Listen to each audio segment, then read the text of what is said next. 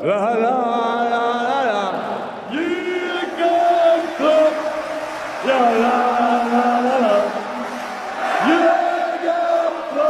오늘 새벽 나온 내용, 뉴캐슬이 에키티케에게 진지한 관심을 보이면서 약 7,500만 유로의 패키지로 비드를 했다는 소식이 전해지고 있습니다. 아직 협상이 완료되었거나 아니면 마무리 단계에 이른 것은 아닌데 계속 진행되고 있고 뉴캐슬의 핵심 영입 대상으로 분류됐다는 것만큼은 확실합니다. 장부가 초기화되는 7월에서부터 엘랑가, 에키티케, 그리고 센터백 이런 자리들을 보강하겠다고 의사를 밝힌 거거든요. 그러면은 애초에 뉴캐슬은 전부터 이삭, 에키티케 이 선수 동시에 관심을 많이 가졌었던 거였고 지금도 에키티케한테 관심을 보이는 게 전혀 이상하진 않습니다. 지금 투톱으로 쓰겠다는 그런 말도 나오고 있고요. 저는 사실 투톱에 대한 반감이 있는 입장이긴 한데 그 3미드를 포기할 필요가 있느냐, 미드필더 2명만 쓸 필요가 있느냐 라는 생각이라서 이거는 좀 많이 궁금하긴 합니다. 만약에 쓰게 되면은 이삭, 에키티케 투톱 쓰면서 이걸로 값을 뽑겠다, 저는 도저히 상상할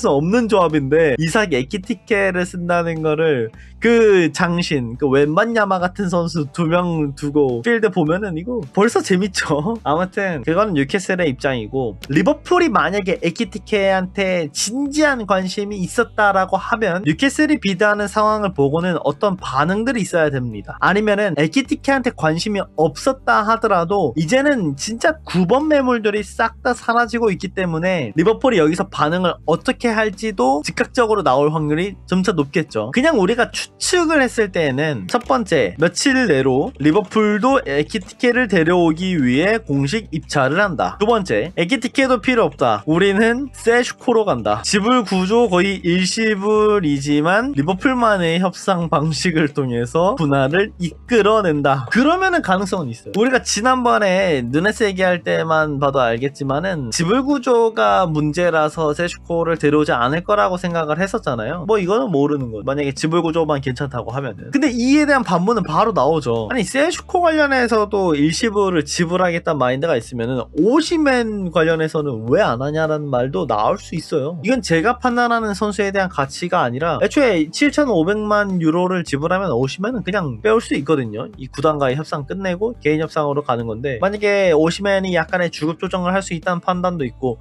리버풀도 당장 뭔가를 뽑아낼 수 있다고 판단한다면은 생각보다 세슈코에 오시맨 했을 때 오시맨을 하더라도 이상하지는 않아요. 그래서 오시맨을 좋아하는 사람들은 세슈코 지불 구조 이렇게 안 좋은데 얘한테 지불하는 게 맞냐라는 의견도 충분히 낼 수는 있겠죠. 세슈코가 가지고 있는 값은 미래에 대한 가치까지 포함된 값이고 오시맨은 현재 뽑을 수 있는 값이니까 리버풀이 현재 바로 리그, 챔피언스 리그를 들어 올리고 싶고 몇 년 더 가보겠다, 주급 조정해볼 수 있겠다 하면은 오시맨도 완전 불가능은 아니었으니까. 근데 게임 모델은 당연히 체크를 해야겠죠. 아무튼 세슈코로도 갈 수도 있어요. 세슈코가 최근에 리버풀을 팔로우했다는 소식은 있습니다. 그렇지만 아스날하고도 팔로우를 했었다는 이런 말도 있기 때문에 너무 크게 의식할 필요는 없어요. 그런데 통상적으로는 원래 선수가 특정 구단을 팔로우를 갑자기 하잖아요. 아무 의미 없이 하진 않아요. 왜냐? 그런 행동을 두고 기사화될 확률도 높고 아무 근거 없이 그러진 않거든요. 이적에 가깝다거나 아니면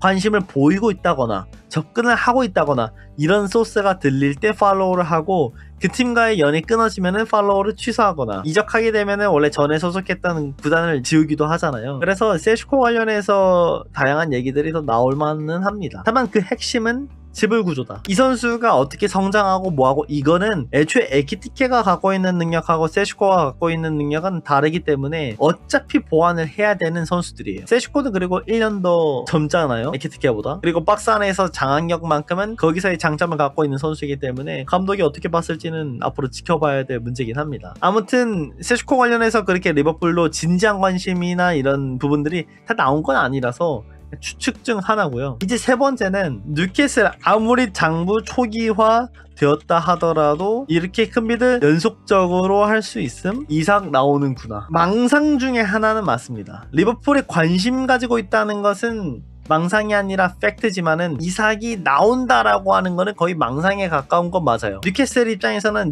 이삭을 어떻게든 지키려고 하고 있고 나포세일로 묶어두고 있기 때문에. 그렇지만 뉴캐슬이 앞으로도 센터백도 보강해야 되고 몇몇 자리들을 추가적으로 보강하면서 들어가야 되는 비용을 감안한다면은 이것도 뭐 완전 말도 안 되는 건 아니죠. 예전처럼 돈 있다고 다 쓸 수 있는 거 아닌 거 알죠? 뭐 오일머니니까 뭐니까 돈 다 쓸 수 이런 거 아닌 거 알죠? 네 번째로 가게 되면은 누네스의 잔류 확률도 소폭 상승되긴 했다. 이 얘기도 이상하진 않습니다. 결국 시장에 남은 9번이 별로 없어요. 진짜 없어요. 우리가 더 에키티케로 좁혀지고 한 것도 세슈코도 아스날하고 무너지면서 지불구조가 핵심이었다라는 말이 나왔잖아요. 그렇게 되면은 리버풀이 지불구조에서 좀 피곤한 선수를 그렇게 데려오려 하지는 않으니까 세슈코를 빨리빨리 데려오고 싶었다면은 접근을 더 적극적으로 했겠죠. 그런 것도 아니었어서 세슈코도 라이프치히에 남아서 1년 더 있어도 된다 이런 기조의 얘기가 나오고 있기 때문에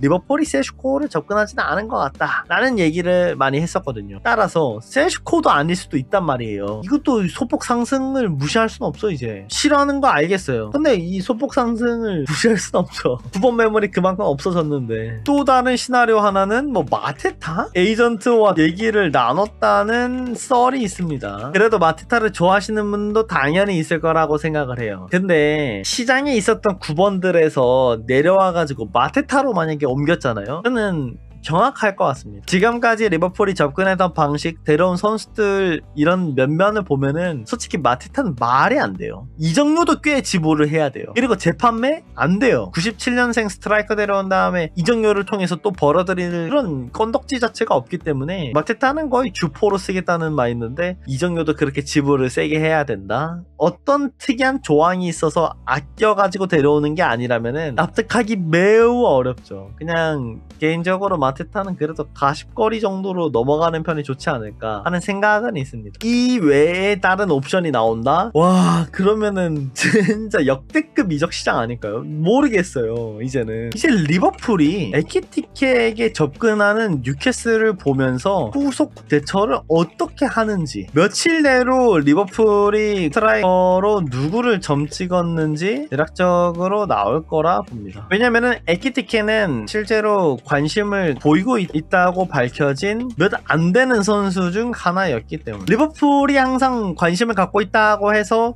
데려온 건 아니지만은 이번 이적 시장을 두고 요케레스한테 관심이 있다? 안 나왔죠. 세슈코도 사실 뭐 제대로 안 나왔어요. 오시맨도 그냥 가볍게 몇몇 나왔지 자세하게 나오진 않았거든요. 그나마 로마노 언급이라든가 온스테인이라든가 리버풀이 에키티케한테 관심은 보이고 있는 것 같다. 이삭과 함께 이 정도로만 언급되었기 때문에 뭐 에키티케에 대해서는 우리가 확률이 꽤 있겠다라고도 생각을 하고 있었던 거죠. 그리고 스타일적인 측면에서 보더라도 충분히 노릴 만한 자원이라고 분류를 했고, 따라서 리버풀이 앞으로 9번에 대해서 어떤 반응을 보일지는 며칠 내로 나올 거라고 저는 생각을 하고 있습니다. 그런데 이 안에서도 조그마한 변수를 생각해 보자면은 리버풀은 현재 디아스와 코나테 관련된 이슈들이 있습니다. 이게 머리 조금 아파요. 왜냐? 디아스가 이적 요청서 제출했다는 썰이 돌고 있었고, 코나테는 레알 마드리드로의 이적을 선호한다. 그리고 레알 마드리드 입장에서도 센터백 영입을 위해서 여름에 누군가 비드할 것 같다. 뭐 이런 얘기들이 많이 나왔어요. 코나테 쪽은 심지어 레알 마드리드 전담 기자들로부터 내용들이 많이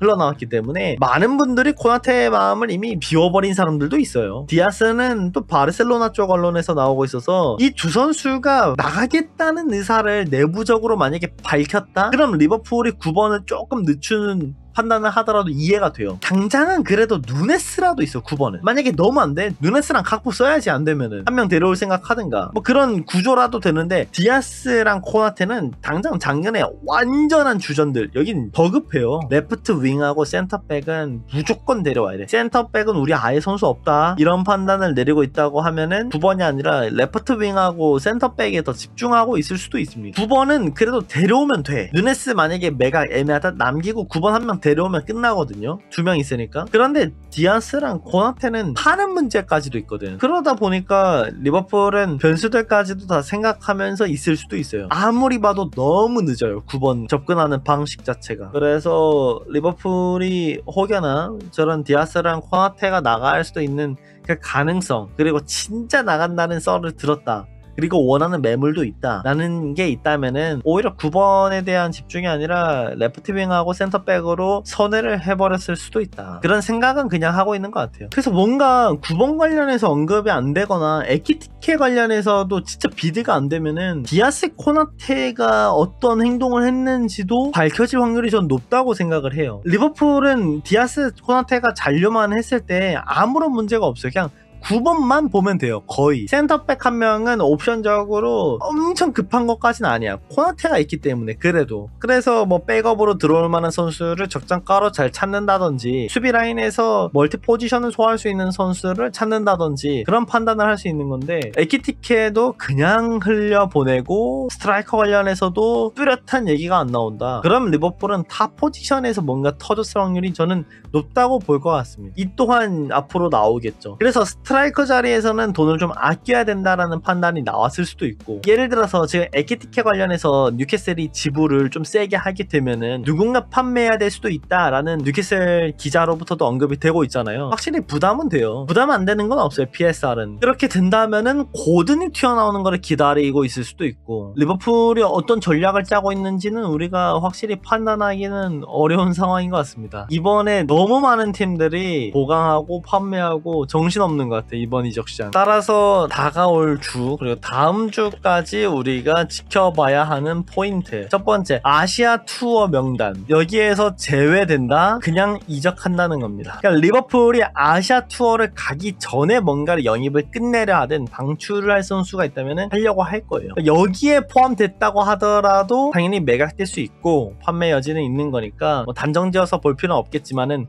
아시아 투어 명단은 확실히 체크를 해야 됩니다. 리버풀은 어지간하면 명단이 나오기 전에 주력 선수들을 영입 완료하려고 노력할 것. 그리고 두 번째로는 코나테 디아스의 이적 가능성 체크. 디아스는 리버풀 자체적으로 최근에 뭐 나갈 수 있다 뭐 그런 얘기는 안 나왔어요. 그냥 시장 금액보다 높으면 나간다. 근데 웬만하면 그냥 나퍼 세일이다, 팔 수 없다, 그냥 자유계약으로 나가는 것까지도 감수하겠다 라는 얘기가 나왔지만, 바르셀로나 쪽 기자로부터는 계속해서 뭐 디아스가 나가려 한다, 관심을 보이고 있다, 이런 사진들이 이런 얘기들이 나오고 있기 때문에 디아스가 정말 내부적으로 이적 요청을 했는지 이것도 리버풀 내에서 뭔가 나오긴 해야 될 거예요. 리버풀 입장에서는 9번도 급하지만은 코나테 혹은 디아스가 이적 요청하면 이거 정말 타격 큽니다. 그나마 레프트윙은 각포랑 비르츠로 돌릴 수 있다, 소브슬라이까지도 옵션적으로 수행할 수 있다라고 얘기할 수는 있겠지만, 코나테 진짜 머리 개 아파. 진짜 코나테 레알 마드리드하고 링크 너무 짙게 나오고 있어요. 적어도 레알 마드리드가 센터백을 보강하겠다는 의사가 아예 명확히 나오고 있기 때문에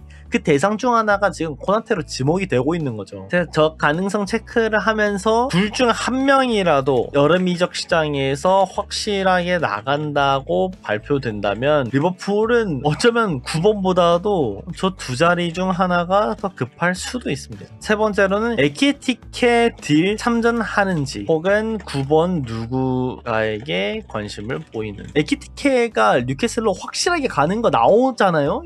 우리도 뭐 나와야 돼. 이제는 매물이 없어. 매물이 진짜로. 그나마 우리가 여름 내내 언급했던 선수들하면 또 오시맨, 여기는 지불구조 플러스 주급, 머리 아파. 세슈코 똑같이 지불구조. 아스날도 기겁함. 선수 본인도 잔류 의지도 이삭은 리버풀만의 꿈의 선수. 뉴캐슬 입장에선 절대 판매 안 하려. 이젠 아예 모르는 선수 건드려야 돼요. 마테타 하게 되면 어지럽고. 에키티케를 향한 공식적인 딜이 발표가 됐잖아요. 지금 뭐 로마노나 온스테인한테도 나왔기 때문에 리버풀이 생각하던 에키티케가 뉴캐슬로 가지 않기 위해 뭔가 참전해서 딜을 바꾸려 하든 아니면 그냥 또 흘려보내면서 다른 9번, 우리가 준비했던 9번한테 뭔가를 하든. 근데 에키티케마저 아무것도 안 한다면은 이거는 누 어게인 그림도 이상하게 보이기도 합니다. 그렇게 되면은 상황이 상황인지라 누 어게인 그림도 배제할 수는 없죠. 이제 따라서